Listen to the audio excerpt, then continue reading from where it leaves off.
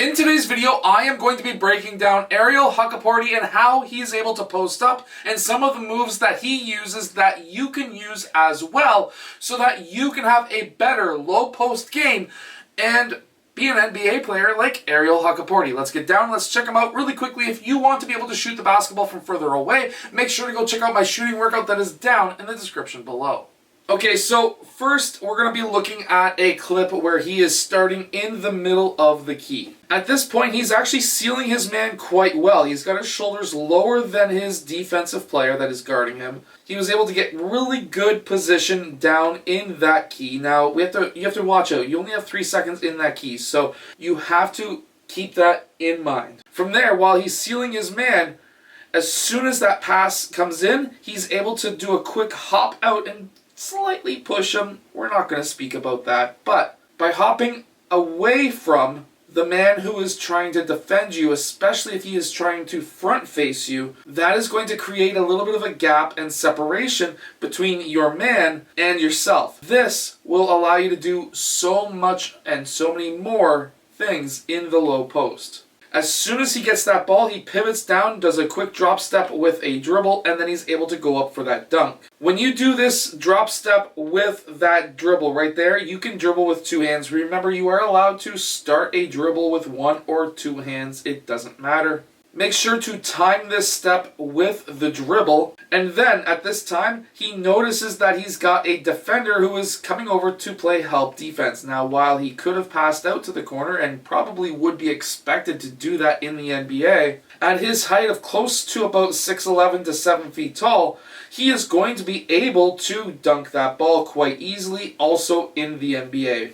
I made a previous video saying that he was a bit shorter than he actually is. That was my mistake. Websites all tend to be different sometimes. So now in this clip, he is not necessarily posting up very strong. He is standing straight up, straight down against the guy who is defending him.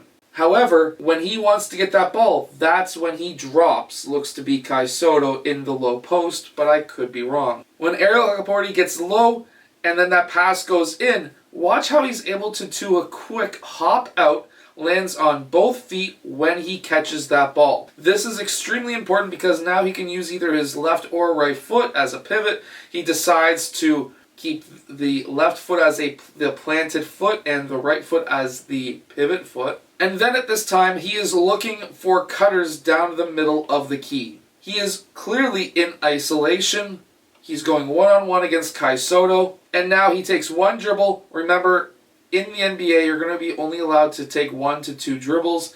Anything more than that, you are going to be in trouble. However, if he gets any isolation situations, he's going to be able to do just like that as well. Now, he is a bit stronger than Kai Soto.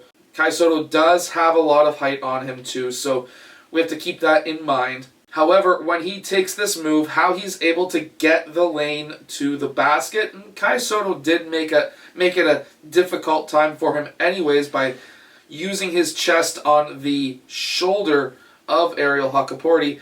Ariel Hukporti had the leverage to push up because he had his shoulders lower. If you've got leverage, you are going to be able to score in this situation if you use a move like this. Now, being able to learn your pivot foots and learn how to use your pivot foot at a young age is extremely important. Clearly, he was taught this at a young age because he is a pretty well-polished player being able to post up. At this time, he gets that ball. He takes 1 dribble, 2 dribbles, and remember, that's the max that I would say that you're allowed in the NBA before people start double and triple teaming you. At this time, he pivots to his left. He gathers, so now this is his new planted foot, and at this time, he's able to go for that shot fake.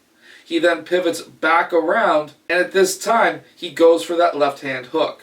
Being able to pivot, as we see right here, where he's able to pivot to his left side and then pivot back towards his right, that is going to be very beneficial at the NBA level. And that is very similar to players like Alperen Şengün. However, Hukporti is a much stronger player than Şengün, so if he can get the passing ability, which it looks like he might, then this could be a very interesting player into the future. Now this looks like a really difficult shot. I'm actually kind of curious if he actually practices this. However, on this spin, he lifts up his left foot and he's able to shoot with his left hand. And here he does the exact same move right here where he does that quick spin, got multiple defenders, and he's able to take that shot with his left hand.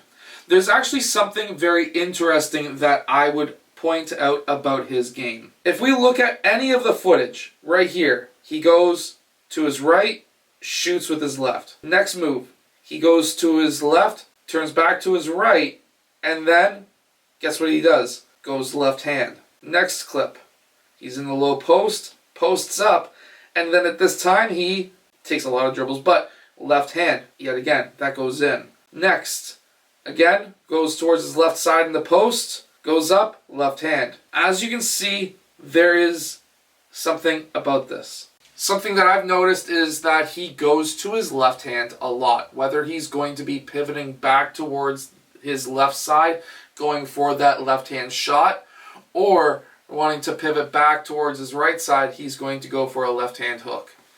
I've been looking for footage, not just in this one video. I've gone across about 6 different videos that have a length of between 10 and 20 minutes long. And in every single video, I did not see him score once with his right hand. So that might be a weakness that he has that teams in the NBA will eventually be able to find. And as soon as they find it, if he does have any success at scoring in the low post, they are going to be using that against him, so he's going to have to use his right hand eventually. It's just going to come down to see if he's got a good right hand or a bad right hand. I hope that this video has helped you. If it has, hit that like button and subscribe, and I'll see you guys again in my next video. Make sure to go check out my shooting workout that is down in the description below.